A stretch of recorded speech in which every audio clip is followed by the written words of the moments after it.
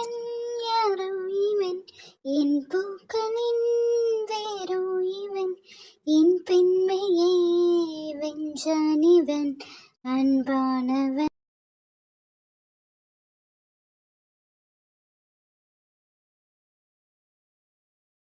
Sir, நான் ஒன்றும் உங்களுக்கு ஸ்டாண்ட் கிடையாது என் மேலே கை வச்சு உட்கார்றதுக்கு.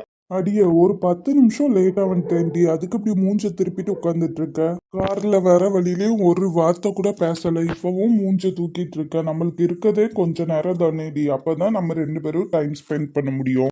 உங்களுக்கு எப்போதுமே என்னோட உங்கள் வேலை தானே முக்கியம் சார். போங்க போய் அதையே உட்காந்து பாருங்க. ஏன்னா ஃபர்ஸ்ட் நீ தான் முக்கியம், அதுக்கப்புறம் நம்ம பாப்பா முக்கியம், அதுக்கப்புறம் தான் வேலை எல்லாமே. சரி. சரி, எதுவும் சாப்பிட்றியா? அங்க சுண்டல் எல்லாம் விற்கிறாங்க. இல்லைங்க, வேண்டாம்.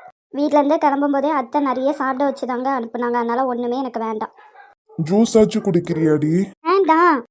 சரி சரி, கத்தாத. ஓ, இப்போல்லாம் சாருக்கு நான் பேசிட்டதே கத்துற மாதிரி இருக்கா? அடியே, என்ன பேசினாலும் இப்போ எதுக்கு குண்டக்க மட்டக்க சண்டை போடுற மாதிரியே பேசிட்டு இருக்க? ரைட்டு, இன்னைக்கு நம்ம வாயை குறைச்சா மட்டும்தான் சந்தோஷமா சிரிச்சுக்கிட்டே வீட்டுக்கு போக முடியும், இல்லைன்னா பல்ல உடச்சி கொடுத்து தான் வீட்டுக்கு கூட்டு போவான். அப்படி இல்லை சிலக்குட்டி, எப்போதுமே நீ பேசினாலே எனக்கு அப்படியே இனிமையா இருக்கும்.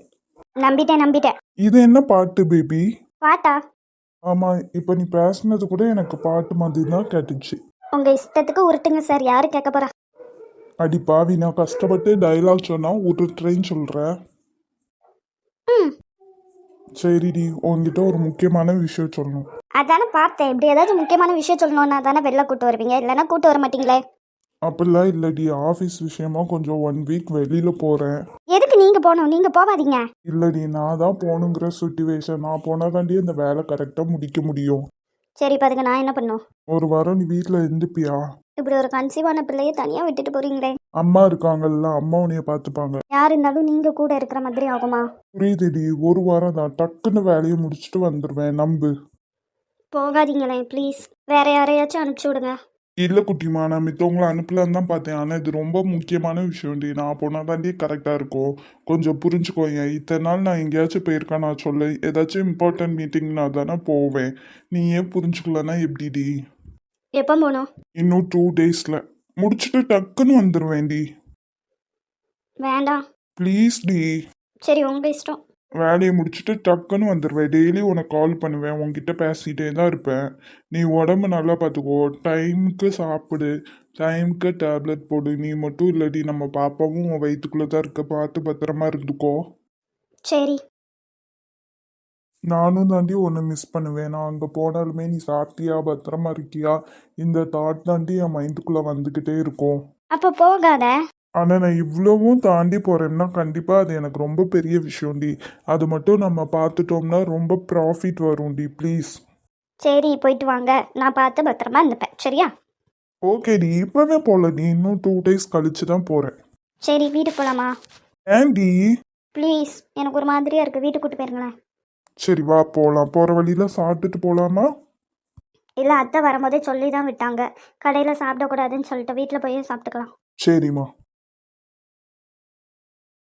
அக்கா, அப்போ எப்போ கல்யாணம் வைக்க போறீங்க? ஏம்மா, இப்போ கல்யாணம்லாம் கிடையாதுமா. கல்யாணம் வந்து அவள் படிப்பெல்லாம் முடிஞ்சதுக்கப்புறம், இப்போ நிச்சயதார்த்தம் மட்டும்தான். அதுவும் இப்போ நிச்சயதார்த்தம் வைக்கல. செல்வி கல்யாணம்லாம் முடிஞ்சதுக்கப்புறம் தான் நிச்சயதார்த்தத்தை பற்றியே பேச போகிறோம்மா. அக்கா, அண்ணன் எப்படி ஒத்துக்கிட்டாவோ? முதல்ல அந்த பையன் வேண்டவே வேண்டாம், நான் நம்ம சத்யாவை இப்போ கல்யாணம் பண்ணால் நம்ம சத்யாவை தான் பண்ணுவேங்க. என்ன மாற்றி மாற்றி பேசுதான், இனிமேல் மாற மாட்டாம்ல. நம்ம பிள்ளையும் சம்மந்தம் சொல்லிட்டு என்னதான் உங்ககிட்ட பிடிக்காத மாதிரி இருந்தாலும் அவன் மனசுலேயும் ஆசை எல்லாம் வளர்த்துப்பாங்கல்ல. முதல்ல அவோ வேண்டான்னு நம்ம சொன்னவோ, அதுக்கப்புறம் நான் கொஞ்சம் பேசினேன். நம்ம பக்கத்துலேயே இருந்துப்பா, ரம்யாவும் அங்கேயே இருக்கா, மினியும் அங்கேயே இருக்கா, அப்போ கொஞ்சம் நல்லா இருக்கும்ல அப்படின்னு சொல்லிட்டு நான் யோசித்தேன். நான் யோசிக்க போய் தான் அவங்க சரின்னு சொன்னாங்க. இனிமேல் அந்த பையன் மாற மாட்டான்னு தான் நினைக்கேன். எல்லாமே நல்லபடியாக நடக்கணும், எல்லாமே நல்லதுக்கே. சத்யாவுக்கு ஃபுல் ஓகேவாக்கா? கேட்டிங்களா? அரேஞ்ச் மேரேஜ் தானே, ஃபஸ்ட்டே எப்படி அவளுக்கு பிடிக்கும், போக போக பிடிக்கும். அதுவும் இல்லாமல் அவள் இப்போ சின்ன பிள்ளை, அவள் படிப்பில் கவனம் செலுத்தட்டும். என் நிச்சயதார்த்தம் முடிச்சதுக்கப்புறம் 2 பேரும் பேசி பழகிக்கிட போகிறாங்க. ஏக்கா, சத்யா கல்யாணம் முடிகிறது எனக்கு ரொம்ப சந்தோஷம். ஆனால் அவள் சின்ன பிள்ளைல, அதான். நீங்கள் வேற அவள் படிப்பு முடிக்கணும், வேலைக்கு போகணும், அதுக்கப்புறம் தான் கல்யாணம் அது இதுன்னு சொன்னீங்க. இப்போ திடீர்னு இப்படி மாறிட்டீங்களே. எனக்கும் வயசாகுதுலாமா, சீக்கிரம் கல்யாணம் முடிஞ்சா கொஞ்சம் நல்லா இருக்கும்ல.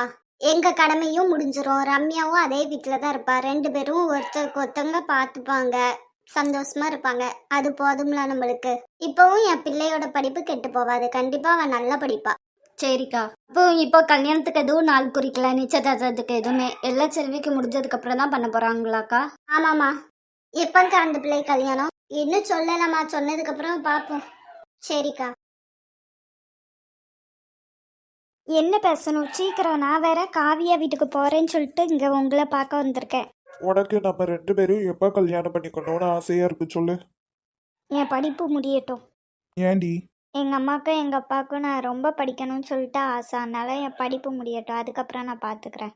சரி. என்னோட அம்மாவும் அப்பா வேற இது அரேஞ்ச் மேரேஜ்னு நினச்சிட்டு இருக்காங்க. என்கிட்ட இதை பற்றி பேசிட்டதுக்கே சங்கடப்படுறாங்க. ஆனால் எனக்கு தான் தெரியும் நான் என்னென்ன கேடி வேலைலாம் பார்த்துட்ருக்கேன். எனக்கு எங்கள் அம்மா அப்பாவை ஏமாத்துறதே கொஞ்சம் கில்ட்டியாக இருக்குது. அப்போ உண்மையே சொல்லிடு. எதுக்கு வாரியலடி வாங்குறதுக்கா? அப்படி சொன்னா இப்படி சொல்ற, இப்படி சொன்னா அப்படி சொல்ற, என்னம்மா இது? அதான் நான் சொல்றேன், உனக்கு ஒரு கில்ட்டி ஃபீலிங்கும் வேண்டாம். இப்படி நீ என்னை வந்து பார்க்க வேண்டாம். கல்யாணம் பண்ணிக்கோ, அப்புறம் நீ என் கூடயே இருப்பல்ல.